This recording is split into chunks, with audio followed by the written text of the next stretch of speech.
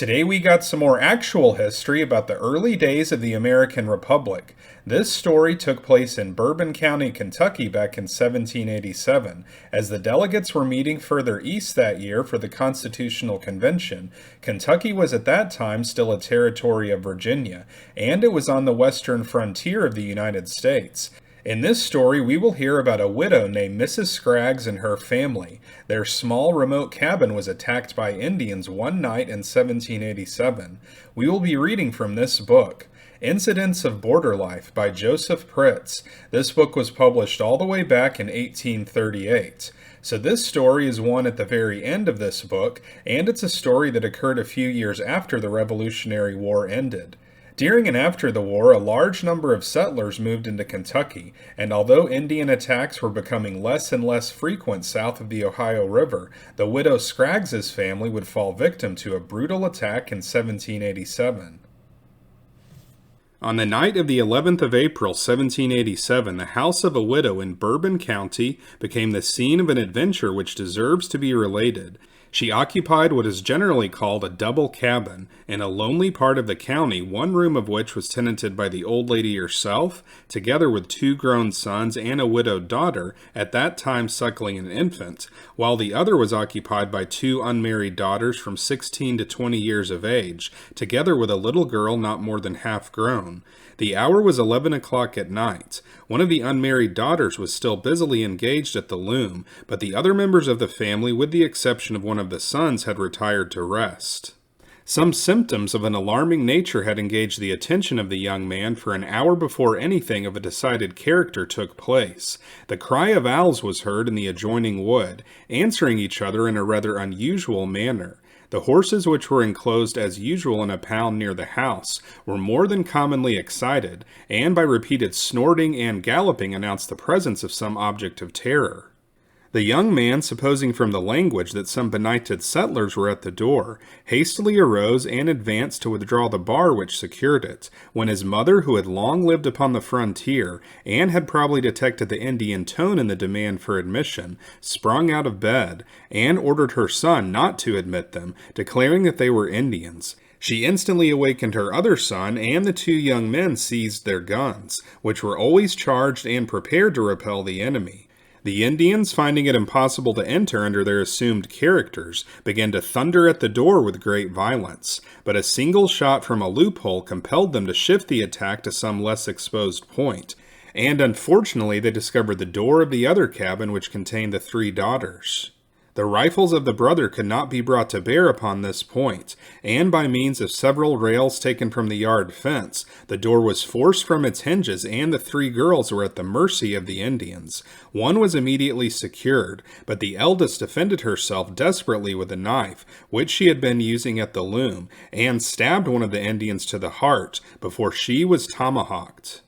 In the meantime, the little girl, who had been overlooked by the enemy in their eagerness to secure the others, ran out into the yard, and might have effected her escape had she taken the advantage of the darkness and fled, but instead that terrified little creature ran around the house wringing her hands, and crying out that her sisters were killed. The brothers, unwilling to hear her cries without risking everything for her rescue, rushed to the door and were preparing to sally out to her assistance when their mother threw herself before them and calmly declared that the child must be abandoned to its fate, that the sally would sacrifice the lives of all the rest without the slightest benefit to the little girl.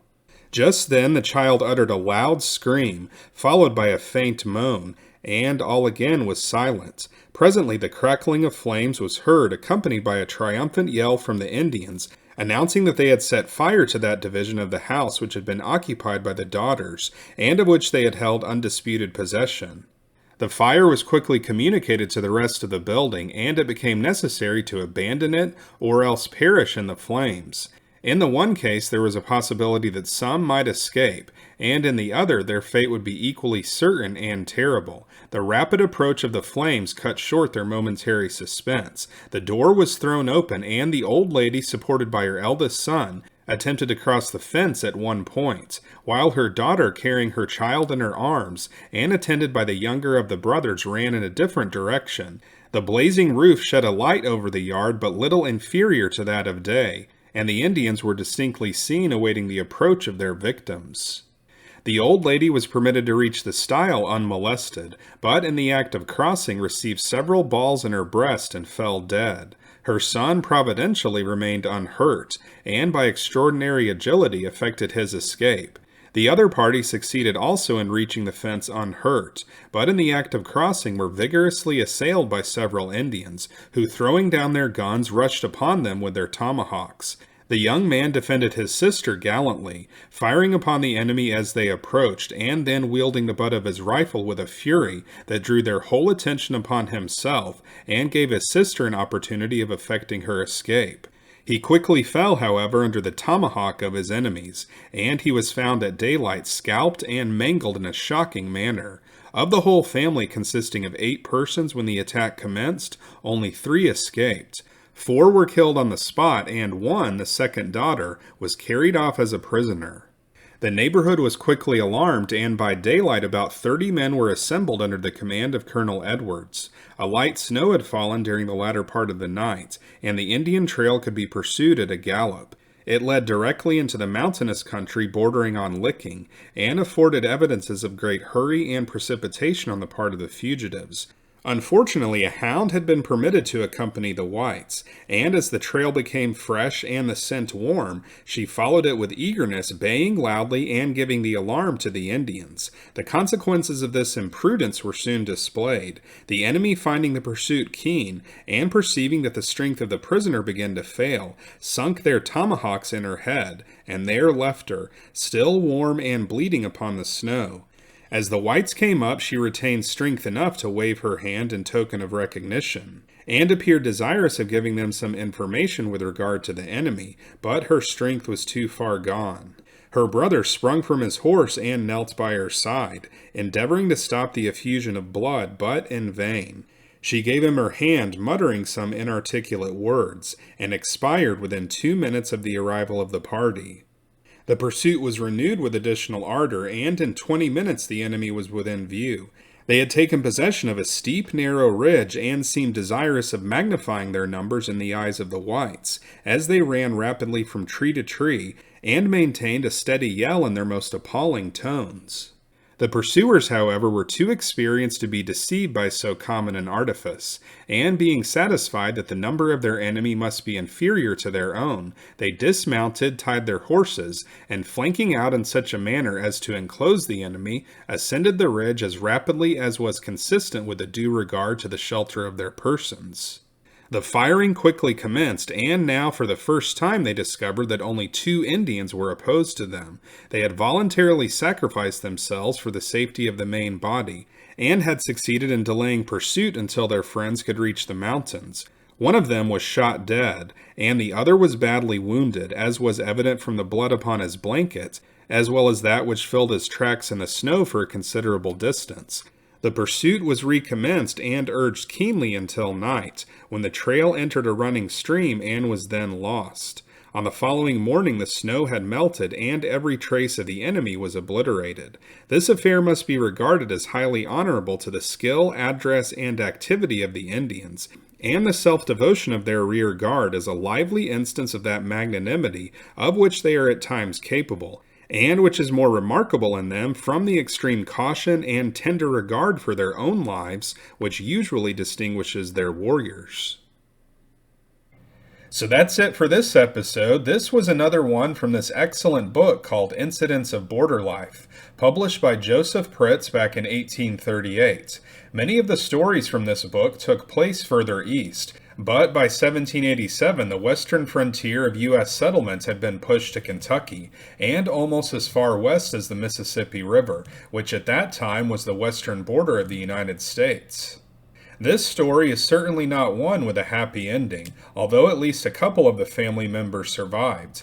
I have not been able to find much information about Mrs. Scraggs and her family outside of this book. If there hadn't been a few survivors, then it's possible no record of this massacre would have been kept at all. Jospeh Pritts wrote this book because 2 clergymen asked him what book could document the extraordinary battles that took place along the western border around this time. Pritts could not think of a book, so he decided to write such a book himself, and he spent many years compiling every story he could.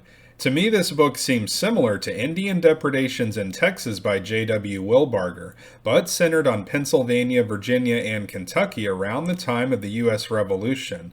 J.W. Wilbarger had a similar impetus for writing Indian Depredations in Texas as Pritts' motivation for writing this book.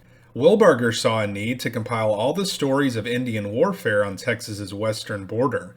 However, one dissimilarity between Wilbarger and Pritts was that Wilbarger's brother had been the victim of one of the most noted Comanche attacks in Texas, where he was scalped and left for dead, but ended up surviving many years afterward.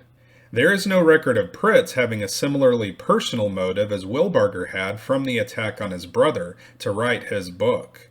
This channel is called Unworthy History because we present actual historical accounts that are now deemed unworthy to show on history channels on TV.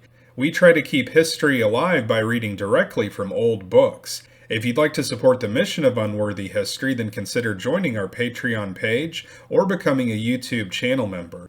Joining will help Unworthy History grow into a vast media empire that can then counter the alternative versions of history that are being promoted by the elites, with true accounts of the past written down long ago. Members will be recognized at the end of each episode and will have special access to members-only videos. So if you want to see more episodes like this, then be sure to like and subscribe, and we'll see you next time on Unworthy History.